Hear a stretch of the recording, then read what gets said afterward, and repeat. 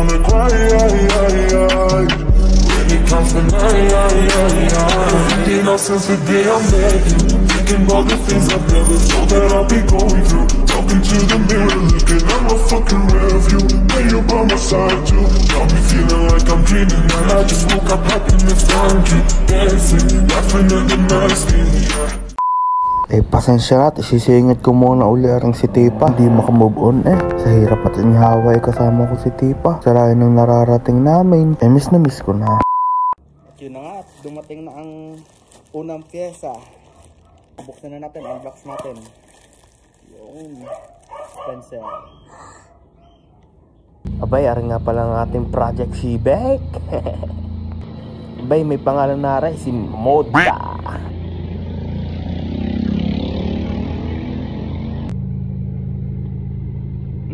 Quality, napakabango.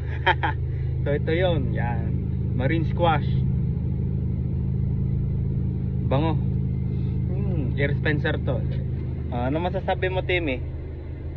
Mabango. Nag-iisa.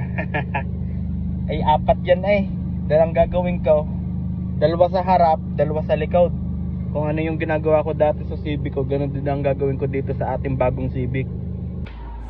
Ara na nga, nandito tayo sa 5J Sprint sa Pandayan sa Bawan. Ito ako kasi nagpagawa ng panibagong logo kay Dal Studio. Kaganda ano? Yan na nga't kinakapit na ang aking apelyido, ang Pikatche. Kaya atin muna sisilipin kung naambon pa at kanina naambon Ayun na nga, nilalagyan na ng tape at ididikit na. Ang ibig sabihin niya pala nung Japanese na kulay pula ay garage. Kaya atin muna bigyan ng kaunting montage. Parang ganyan ganito. Nasaan siya nandyan at narito, hanggang mawala na sa pagkalito. Nang dahil sa iyo o sa kanya ay naguluhan, sa may tenga niloko ka na ng mga bulo. At yun na nga, dahil nabenta na si Tipay, kailangan ipakita natin itong ating bagong sasakyan. Din sa founder ng Street Legend.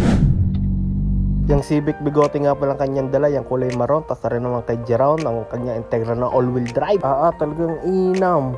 Pogi na sa sasakyan, pogi pa ang mga driver. Ako nga pala magpapalit ng bumper, inyong abangan.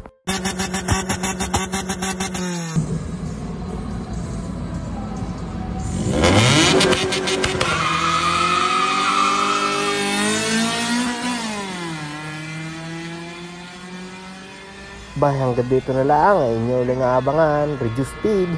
Sa ulan ng tinulugang kamalayang pagmulat ay binubulag, kaagaran niyang tupa na inutusan sa malayang pastulan, nagsisunod sa kaganapan ng Diyos amang niluhuran, nagdasal ng takot na ay dinulog sa kataasang bagos, karma tinugon at kamalasang pagod na ang nilunod sa katang.